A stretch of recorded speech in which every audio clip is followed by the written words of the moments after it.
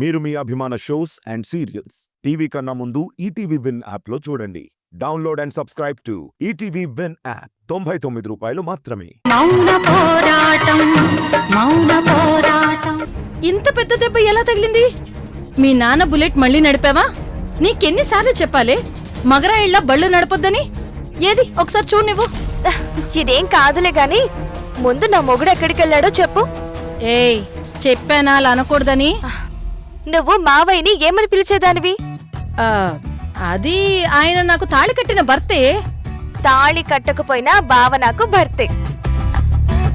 నీతో వాదించడం నా వల్ల కాదు గాని చేతికి ఆ కట్టేంటో చెప్పు. చెప్తాలే కాని బావ ఎక్కడున్నాడో చెప్పు. వాడెక్కడికెళ్తాడు?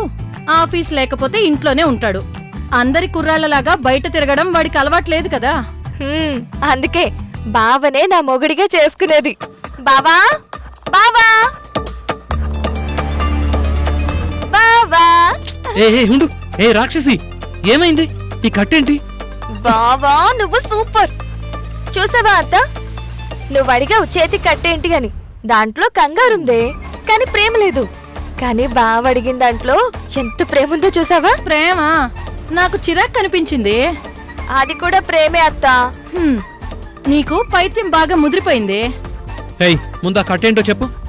ఇదా, మా నాన్నున్నాడు కదా, మా నాన్న ఆయన గారు నాతో నువ్వు మాటి మాటికి మీ బావ వాళ్ళ ఇంటికి ఎందుకు వెళ్తున్నావని గట్టిగా అడిగాడు. కరెక్ట్ గా అడిగాడు. ఏయ్ నువ్వు మీ బావని చూడొద్దు అన్నాడు. భలే అన్నాడు. నిన్ను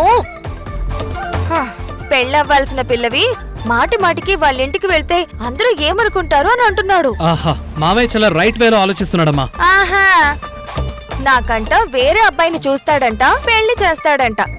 నువ్వొద్దు అంటున్నాడు. అబ్బా సూపర్ కదా మావయ్య. అసలు వాడెవడు బావా నిన్ను వద్దనడానికి?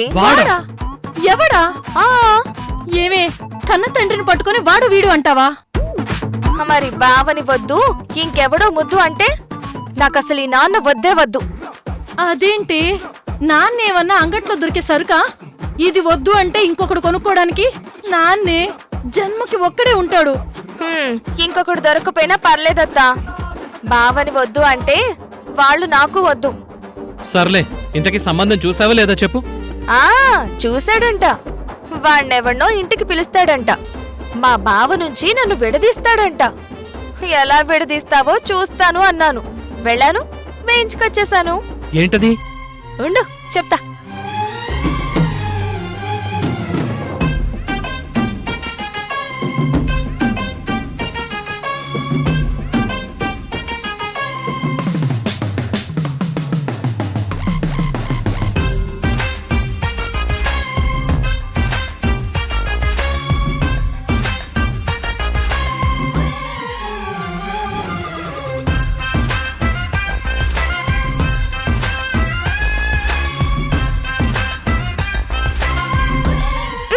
ఉండు, ముందు బావకి చూపించాలి. చూడు బావా.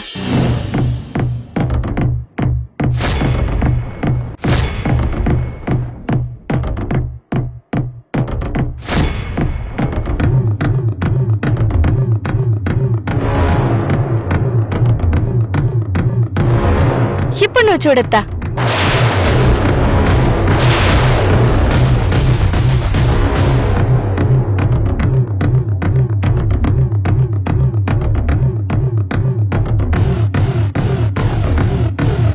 ఏంటి ఈ పిచ్చి పని? ఇది పిచ్చి పని కాదత్తా. చరణ్ నా బావ పేరు.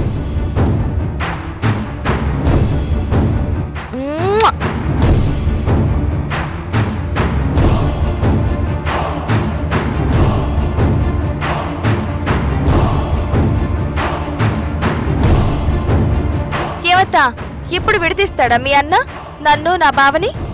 విడదీమను చూస్తాను. చచ్చినా నా బావ నాతోనే ఉంటాడు. అయినా నా పేరు నా ఇష్టం లేకుండా నువ్వు చెయ్యి మీద ఎందుకు వేయించుకున్నావు? బావా, నేను ఒకరిష్టానికి పనులు చేయను. నాకిష్టమైతేనే చేస్తాను. చిన్నప్పుడు నాన్న తెలుగు మీడియం చదవమంటే ఇంగ్లీష్ మీడియం తీసుకున్నాను.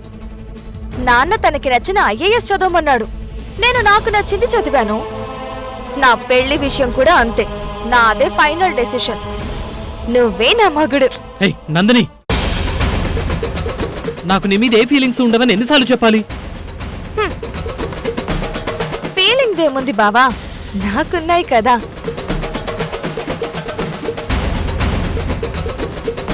నా మీద ఫీలింగ్స్ తర్వాత ఆటోమేటిక్ గా నీకు పుడతాయిలే. నందిని, నేను చెప్పేది ఒకసారి విను. ఇలాంటి పిచ్చి పనుల వల్ల ప్రేమ పుట్టదు. నువ్వు చక్కగా మీ నాన్న చూసిన అబ్బాయిని పెళ్లి చేసుకో. పెళ్ళా? పెళ్లి చూపులంటూ ఎవడైనా నా దగ్గరకు వస్తే ముందు ఈ చెయ్యి చూపిస్తాను. చరణ్ నా బావా, నా మొగుడు అంటాను. ఎవరైనా చేసుకుంటారా? ఆహా, ఒక్కడంటే ఒక్కడు కూడా ముందుకు రాడు. ఎవరు రాకపోతే అప్పుడు నాన్నే వచ్చి నీ కాళ్ళు పట్టుకుని అడుగుతాడు, అల్లుడు నా కూతుర్ని చేసుకో అని. అప్పుడు నువ్వే నా మెళ్ళ తాళి కడతావు బావా. కట్టను. కట్టాలి. నువ్వు మన పెళ్లి కొప్పుకోవాలి. నేను చచ్చినా నిన్ను వదిలిపెట్టను.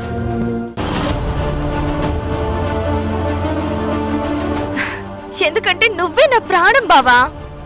I love you. ఏయ్. తక్కువ. ఏంట్రా ఇది? ఇదేమో ఇలా ఉంది, నువ్వేమో దీని మీద మనసే లేదంటావు. సౌందర్యం లవ్ చేస్తున్నానంటావు. నాకేం అర్థం కావట్లేదురా. అమ్మా, నందిని ఇలాంటివన్నీ చేసినా తన మీద నాకు ప్రేమ పుట్టదు. ఆ విషయం నాకు కాదురా, దానికి అర్థమయ్యేలా చెప్పు. అది ఏకంగా పచ్చబొట్టు వేయించేసుకుంది. వాళ్ళ నాన్నతో గొడవ పెట్టేసుకుంటుంది. వేరే ఎవరిని పెళ్లి చేసుకోను అంటుంది. ఇప్పుడు ఏంట్రా పరిస్థితి?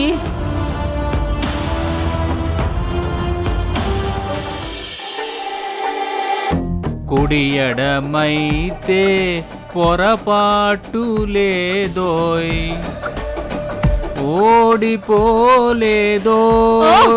మావయ్య, కొంచెం ఆ పాట ఆపుతావా? చాలా చిరాగ్గా ఉంది. నాకు మండిపోతుంది. నేను చెప్తున్నానా? అయినా నువ్వు కడుపు డ్రామా ఆడ్డంతో ఆగిపోయి ఉంటే బాగుండేది. దాంట్లో అవంతిని బ్యాట్ చేయాలనుకున్నావు. మన బ్యాట్ టైం స్టార్ట్ అయిపోయింది. అవును, అవంతి చెప్పింది నువ్వు నిజం చెప్పేసేయ్, మురారి క్షమిస్తాడు అని. కానీ విన్నావా? రెచ్చిపోయి రివర్స్ వెళ్ళావు. ఏమైంది? ఎత్తి పడేస్తే 2 చెక్కలైనట్టు ఇద్దరం రోడ్డు మీద పడ్డాం. ఏహే, అయిపోయిన దాని గురించి ఎందుకు ఓ లొడ వాగుతూ ఉంటావు? నేను దాని మాట వినడం ఏంటి? ఆహా, వినవు. నువ్వు వినవు. మొండోడు చెప్తే వినడు, కొడితే ఏడుస్తాడు అని. నేనిప్పుడు ఏడవట్లేదు, ఆలోచిస్తున్నాను. ఏమని? హ, ఈ రోడ్డు ఎక్కడి దాకా వెళ్తుందనా? వాళ్ళందరికీ ఎలా బుద్ధి చెప్పాలా అని. ఎవరికి? దుర్గకి, మురారికి, అవంతికి, మొత్తం అందరికి. నిన్ను మెడపట్టి బయటికి తోసేశాడు మురారి. మళ్ళీ ఆ ఇంట్లోకి ఎందుకు వెళ్ళడం? వాళ్ళ పక్కకి చేరాలని ఎందుకు అనుకోవడం? ఈసారి ఏకంగా తన్నించుకుంటావా ఏంటి? ఏం చేస్తానో చూడు. ఎందుకమ్మా? నేను చెప్పిన మాట విను. మళ్ళీ వాళ్ళ పక్కకి వెళ్ళొద్దు. మనం పగ తీర్చుకోవాలంటే వాళ్ళ పక్కనే ఉండాలా ఏంటి? దూరంగా ఉండే వాళ్ళ నాశనం చేద్దాం. పక్కనే ఉంటే పడగొట్టొచ్చు, ప్రాణము తీయొచ్చు. దూరంగా ఉంటే మనం వాళ్ళకి ప్రోగ్రామ్ మేనేజర్స్ లా తయారవుతాం. పొద్దున లేచి వాళ్ళేం చేస్తున్నారు, ఏం తింటున్నారు, ఎటు వెళ్తున్నారు అని తెలుసుకోవడమే సరిపోతుంది. కష్టపడి ప్లాన్ చేసినా అది మిస్ అయిందంటే డిసప్పాయింట్మెంటే మిగిలిపోతుంది.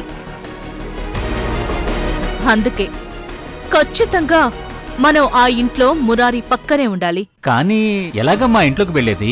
దానికి నా దగ్గర ఒక సూపర్ ప్లాన్ ఉంది. నువ్వు పదో. ఇంకా ఎంత దూరం నడవాలి? వచ్చేసాం. ఆ రోడ్డు దగ్గర మలుపు తిరిగితే అదే మన డెస్టినేషన్. ఆ రోడ్లో ఏముందబ్బా?